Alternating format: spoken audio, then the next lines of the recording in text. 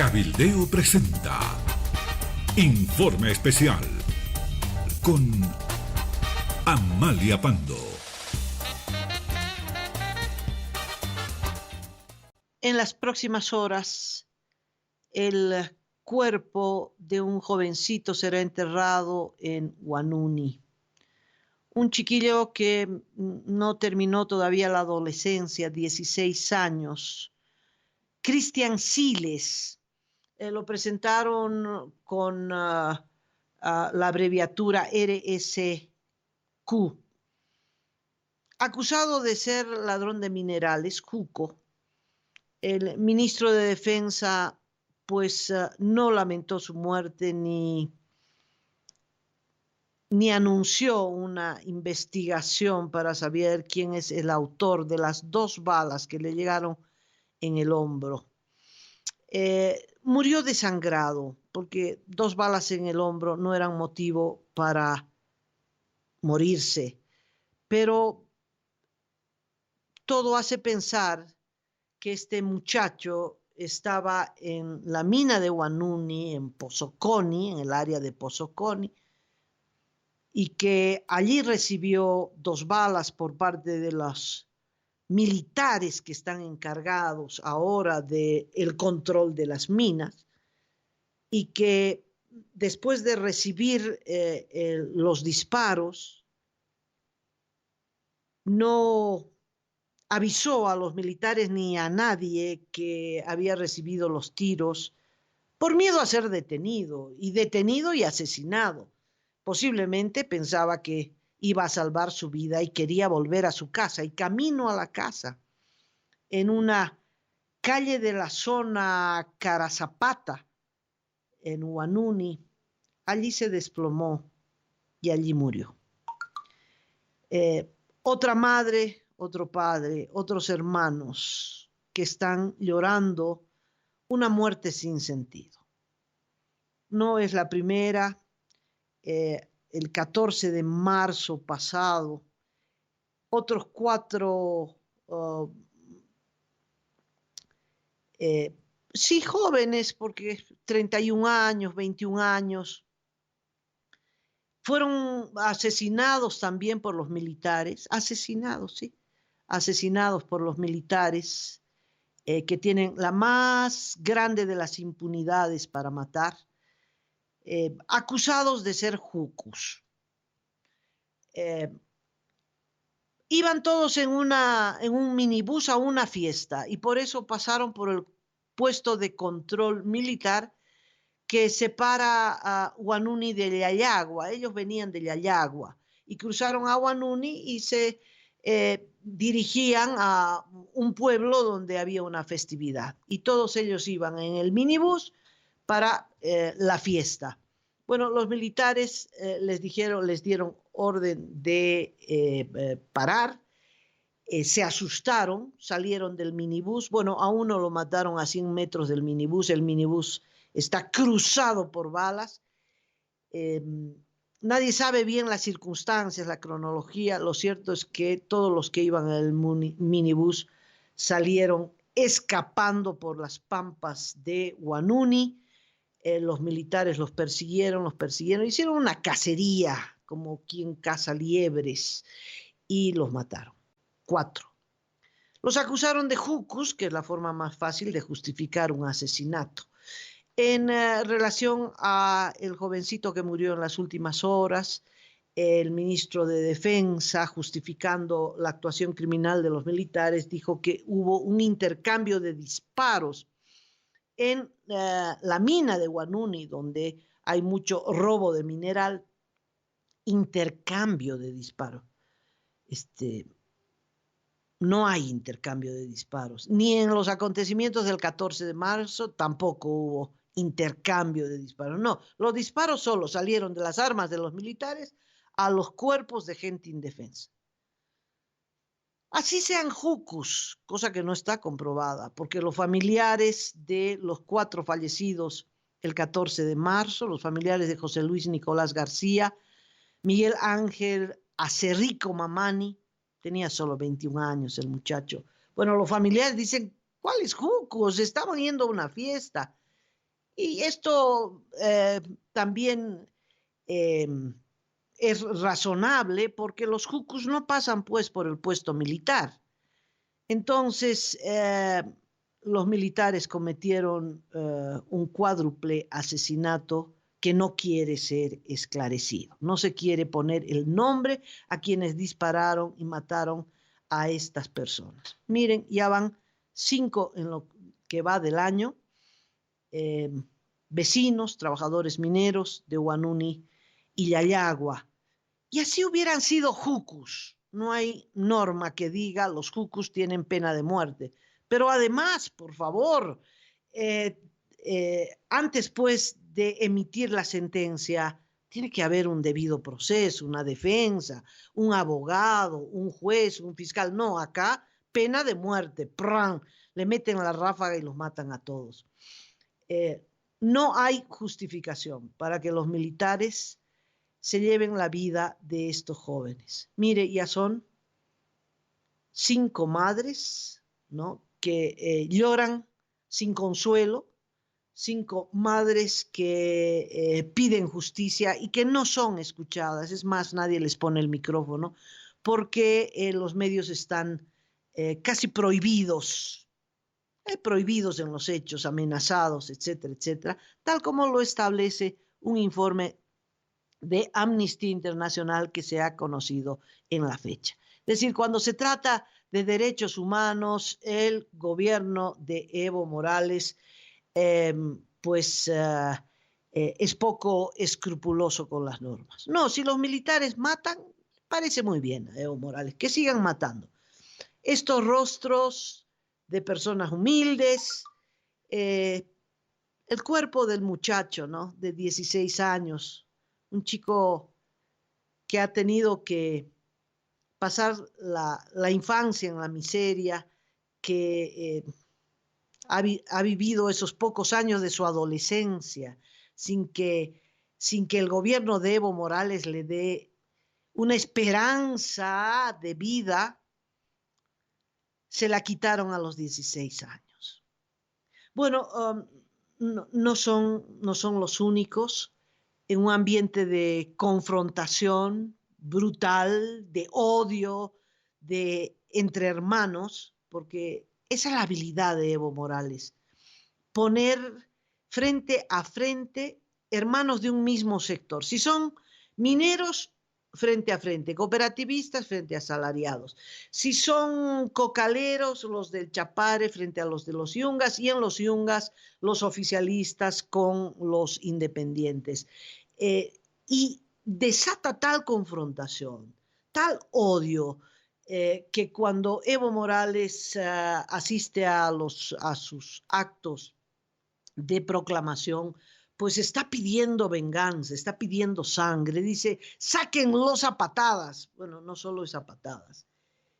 La madrugada del miércoles se conoce que un dirigente de COFECAI, Eduardo Apaza, le dieron un disparo en el corazón justo antes de llegar a su comunidad en el municipio de La Asunta.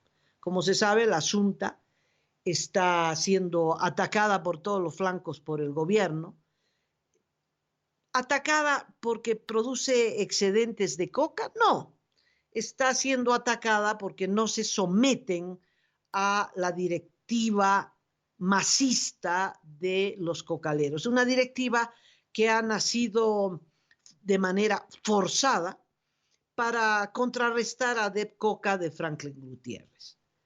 Alguien mató a Eduardo Apaza en ese marco de confrontación, en ese marco de odio que ha agitado el presidente Evo Morales con su ministro Carlos Romero y todos los agentes que se mueven para someter a los cocaleros de los Yungas a la disciplina partidaria del MAS.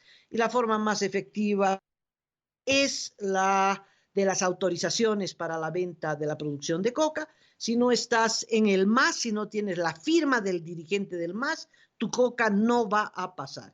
Y no solo eso, sino que han habilitado un mercado paralelo, es decir, no solo una directiva paralela nombrada a dedo por Evo Morales, sino un mercado de la coca paralela en Chuquiaguillo. Como no han podido someter a la directiva de ADEP Coca, a pesar de las muertes, a pesar de las detenciones, y han sido masivas, no solo Franklin Gutiérrez, ¿no? Agarraron por decenas a los cocaleros, los meten, los aterrorizan, los someten, luego los liberan, en fin. Pero además, ahora la venta de coca de manera paralela, que es la forma, podríamos decir, es el punto débil, ¿no? Si no vendes tu coca, ¿cuál es el sentido? ¿De qué vives? Entonces, el gobierno no pudo tomar el mercado legal de Villa Fátima y ha creado un mercado paralelo en Chuquiaguillo. Y solo tendrán autorización para la comercialización de la hoja de coca aquellos que vendan su coca en Chuquiaguillo, no en Villa Fátima. Es decir, esto está enardeciendo los ánimos. Y entonces, en ese contexto, Eduardo Apaza ha sido asesinado con un tiro en el corazón. Esto me trae al recuerdo otro dirigente de COFECAI que desapareció, Ramiro Choque, ocurrió el 2013. Ramiro Choque retornaba después de un ampliado caliente donde los masistas se pelearon por la dirección de COFECAI. Todo el mundo quiere agarrar la dirección porque todo eso significa plata, eso significa privilegio, pero sobre todo plata, ¿no? Se hizo un congreso del MAS en Caranavi, todavía no habían independientes, no, eran todos dentro del MAS y se agarraron durísimo. Saliendo de ese congreso, Ramiro Choque se dirigía hacia su casa en la comunidad de Chacopata y antes de cruzar el río, ahí desaparece. Solo queda su vagoneta, una 4x4, en Chaya y nunca más apareció el cuerpo. Su hermana Marta Choque identificó otro cuerpo que el gobierno decía, este es, pues, y Marta Choque, la hermana, dijo, este no es menos. Hasta el día de hoy, el cuerpo de Ramiro Choque no ha aparecido, pero bueno, ese es el ambiente, ¿no? Esa es la escuela del MAS. Son tanto los odios, es tanta la ambición, la codicia, porque no es dirigente para servir a las bases, no, es dirigente para volverse rico, que terminan matándose.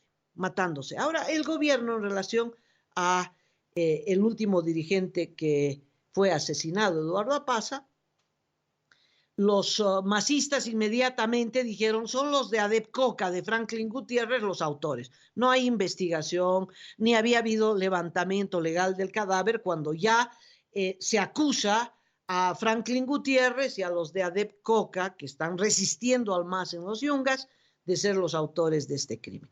Es que a Franklin Gutiérrez también le echaron la culpa de los muertos de un teniente Dainor Sandoval, que murió como el chiquillo de Huanuni, ¿no?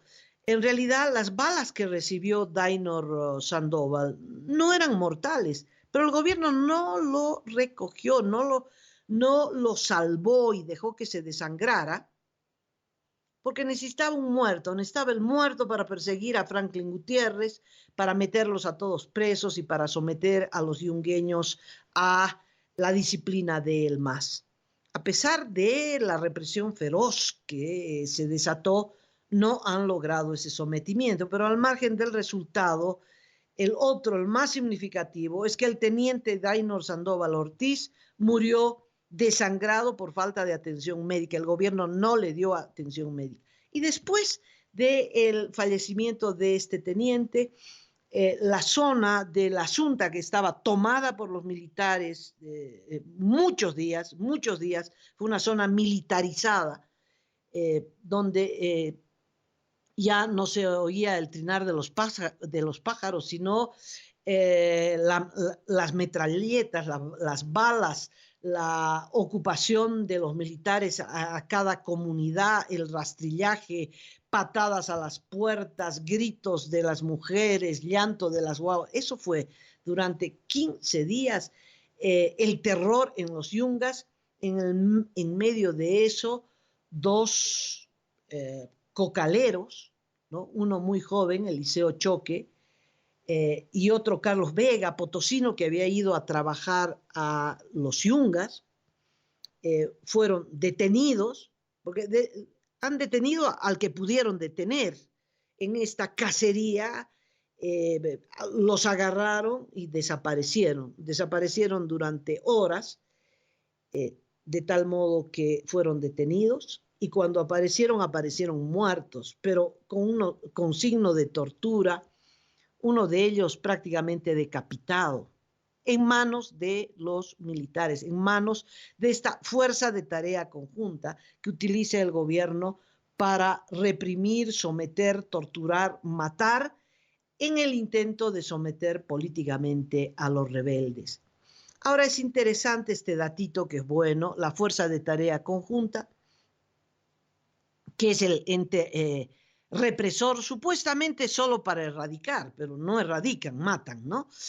Está cruzada por los narcos. Es decir, los narcos manejan la fuerza de tarea conjunta, o por lo menos una parte de ella, o por lo menos una parte de los integrantes están al servicio del narcotráfico y matan cocaleros en los Yungas. ¿Por qué digo esto? ¿En qué baso esto? Porque a raíz del caso del narco Montenegro Paz y la fotito en Cartagena en la que este narco pagó los pasajes y la buena vida, unos carnavales bárbaros en marzo de este año en Cartagena, Colombia, entre los que estaban en la fotito está un oficial de la Fuerza de Tarea Conjunta, de nombre bien alemán, Kurt Brunn, que ahora está preso. Bueno, nadie averiguó quiénes más de la Fuerza de Tarea Conjunta trabajaban, encubrían a Montenegro Paz.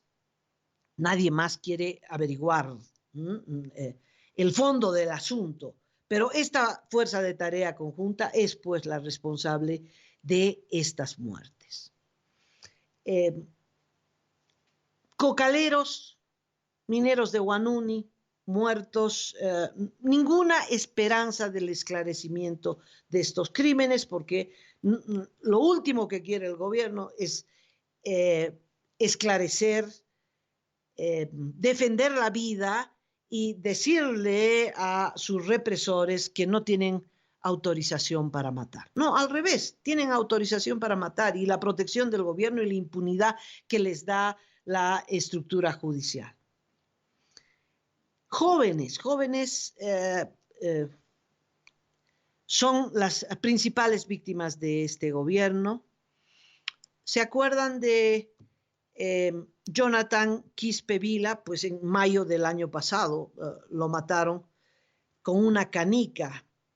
Es el único caso en el que el gobierno entregó al presunto responsable, un oficial de la policía, Cristian Casanova, que la justicia, por la vida de Jonathan Quispe Vila, le dio 5 años. Es decir, como ya ha pasado un año, el próximo año, 2 años y medio, en la mitad de su condena, ya saldrá libre.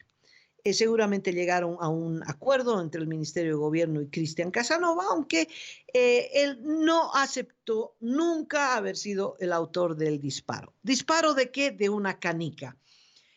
Como el gobierno quiso ocultar el uso de estas canicas criminales, dijo que Casanova había utilizado un dispositivo personal, es decir, Cristian Casanova, él hizo el arma, él habilitó las canicas, etcétera, etcétera, es decir, fue por cuenta propia.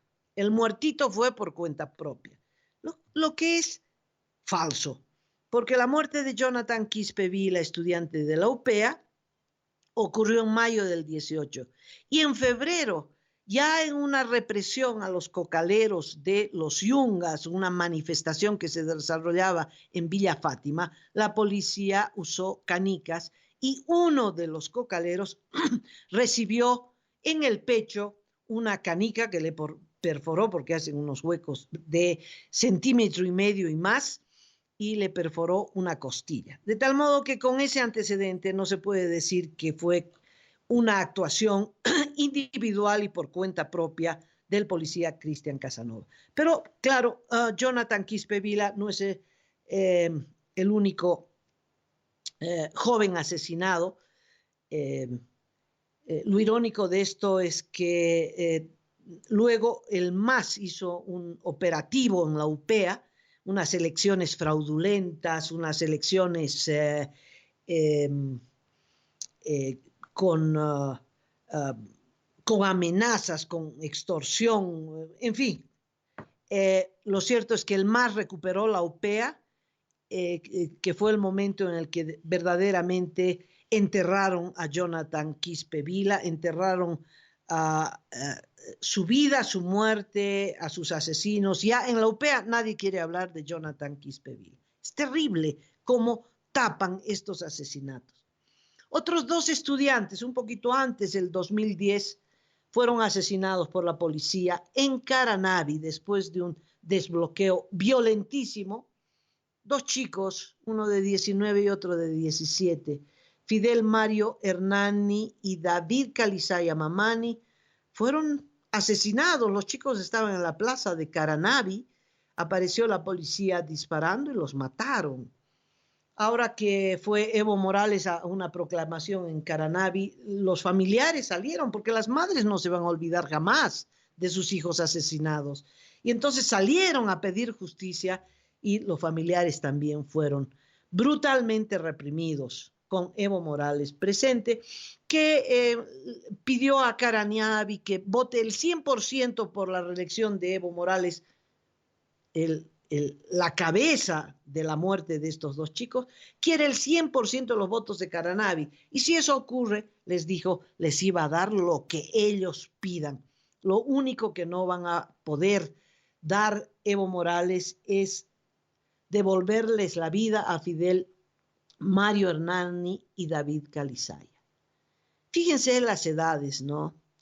El chico que mataron en Huanuni, 16 años, Calizaya, 17, Mario Hernani, 19. No tengo la edad de Jonathan Quispe, pero estaba en la universidad, de tal modo que está por los 20 años, 20 y tantos años, ¿no? Chicos que le cegaron la vida tan temprano,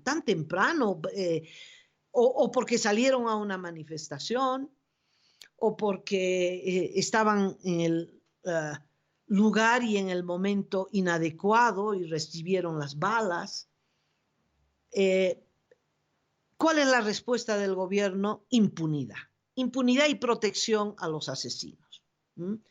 Y eso exactamente es lo que ocurrió a propósito del Alto. Quiero recordarles que en febrero del 17, poquito antes del referéndum en el que ganó el pueblo y perdió Evo Morales, ese ambiente de confrontación de sectores, es decir, cómo desata, cómo despierta el odio, un odio que a gente normal, a gente amas de casa, trabajadores, gente absolutamente normal, de pronto les inyectan un veneno tal que los convierten en asesinos. Y eso ocurrió en el Alto cuando una marcha de padres de familia pidiendo muebles para sus escuelas termina en el incendio de la alcaldía del Alto con un saldo de 6 muertos y 18 heridos.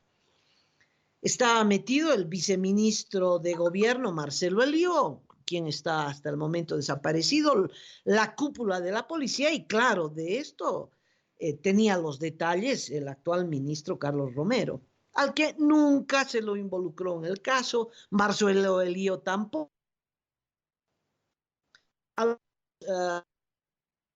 Dirigentes del Alto, unos mañudos que manejaban a los comerciantes minoristas, han sido encarcelados para tapar el asunto, que era un asunto político, destituir a la alcaldesa del Alto. Incendiaron la alcaldía y los encerraron para que mueran ahogados. Podían haber muerto un par de centenares gracias a que encontraron una pequeña ventana por la que saltaron dos pisos, lanzando bebés de 2 pisos y abajo recibiendo a los bebés en Aguayo. ¡Qué terrible! Mataron a 100 personas asfixiadas, 18 heridos, por suerte se han recuperado. Bueno, pero de eso es capaz la confrontación, el odio que desata entre hermanos, ¿no? Entre ciudadanos del Alto, unos a favor del MAS, otros a favor de la alcaldesa, no importa. Odio para poder incendiar, para poder matar, y luego todo el mundo se lava las manos, todo el mundo, nadie sabe nada, nadie vio nada, aunque todo el mundo vio a Elío, ¿no? Y al comandante de la policía organizar este crimen que ha quedado en la más absoluta impunidad. Y a propósito de impunidad, algunos hechos muy graves, muy dolorosos. Yo creo que lo ocurrido tanto en Cochabamba como en la carretera La Paz-Oruro en Panduro, 2016, cooperativistas del gobierno estaban bloqueando por un pliego de peticiones. El gobierno ha dejado de negociar. El gobierno no negocia con nadie. El gobierno impone. Y si para imponer tiene que matar, no tiene ningún problema. Y eso es lo que ocurrió tanto en el bloqueo de Cami en Cochabamba como en Panduro, en La Paz, pues dejó 5 mineros muertos, 4 de ellos a bala, uno de ellos lamentablemente murió al volarse con la dinamita. Fueron estos días tan tremendos en los que los mineros en su desesperación habían tomado de rehén al viceministro Rodolfo Illanes. Rodolfo Illanes había sucedido pues a Marcelo Elío, que era el responsable de la matanza en la alcaldía del Alto. Illanes quiso ir a negociar con los cooperativistas, lo tomaron de rehén y el gobierno no ordenó el repliegue de la policía para salvar la vida de Rodolfo Illanes. Al revés, siguió matando, lo que fue pues el detonante para la trágica muerte a golpes de Rodolfo Illanes, el viceministro de gobierno. Hay 14 imputados por la muerte de Rodolfo Illanes y 0 imputados por la vida de los otros 4 mineros. Bueno recordar sus nombres porque no son anónimos, ¿no? Severino Ichota murió, Fermín Mamani murió, Rubén Aparaya Pilco murió, Pedro Mamani murió un disparo en la cabeza. Todos muertos a bala por la bala de esta fuerza conjunta asesina que es enviada para reprimir. Pero no es, el gobierno siempre dice, hemos ordenado que no usen armas letales. Bueno, pero aparecen las armas letales y aparecen los muertos. 0 investigación. Es más, las balas asesinas que le sacaron de la cabeza, del pecho, y que terminaron en manos de la fiscalía, los fiscales hicieron desaparecer las balas. Por supuesto, no hay un solo testigo, porque ¿quién se va a animar a testificar? En las primeras horas sí se contó cómo es que murieron cada uno de ellos, sus compañeros, pero luego la persecución tremenda a los cooperativistas, no hay un solo testigo, lo que hay son perseguidos, prófugos, etcétera, etcétera, etcétera. 4 vidas, 4 mineros. Como ven, todos son rostros indígenas, ¿no? Los mineros de Huanuni, los cooperativistas, eh, los jóvenes de Caranavi, del Alto, los 6 muertos en la alcaldía del Alto, los cocaleros, en fin, es todo, son las víctimas de Evo Morales, las víctimas fatales de Evo Morales, todos con rostro indígena, son campesinos, mineros, jóvenes, que se supone tendrían que haber sido defendidos por Evo Morales y que sin embargo en estas circunstancias los han matado. Tal vez de todo este recuento, que no es de todos los hechos, por favor, pero los más importantes, pues de todos estos, aunque por suerte no hubo ningún muerto, pero sí muchos contusos, el hecho de Chaparina el 2011, que fue cuando el gobierno mostró las garras, ¿no?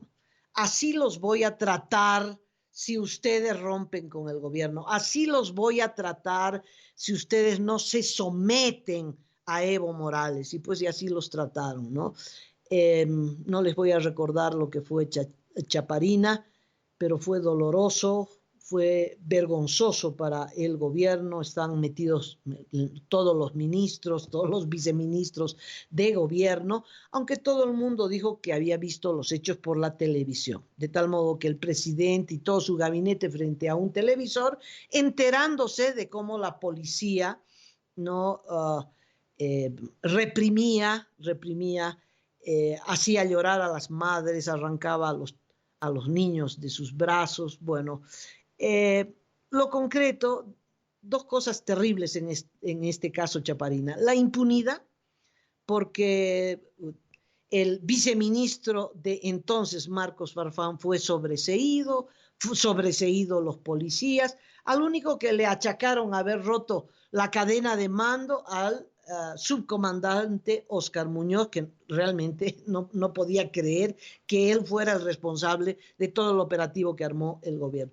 Y la otra parte horrible de este caso es cómo se compraron a las propias víctimas.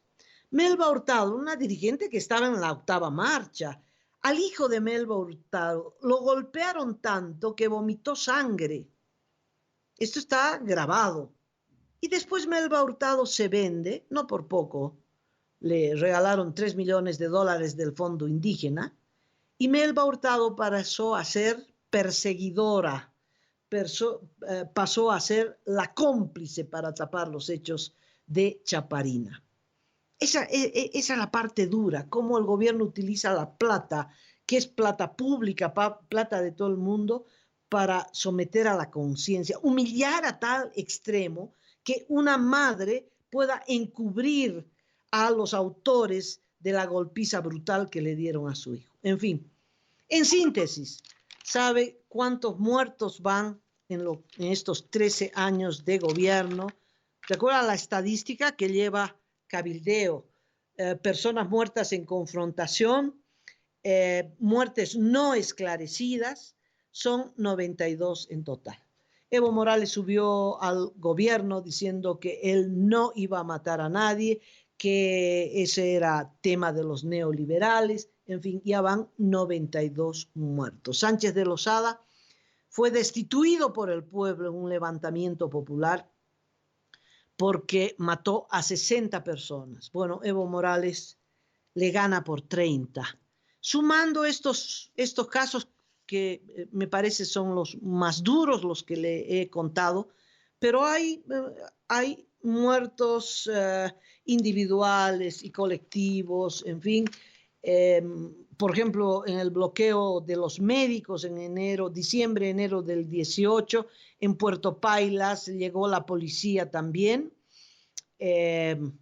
gasificó todo Puerto Pailas, que es un pueblo chico, metió gases por las ventanas, por la puerta. Bueno, fruto de eso murió una señora de 60 años, Rosalí Bello.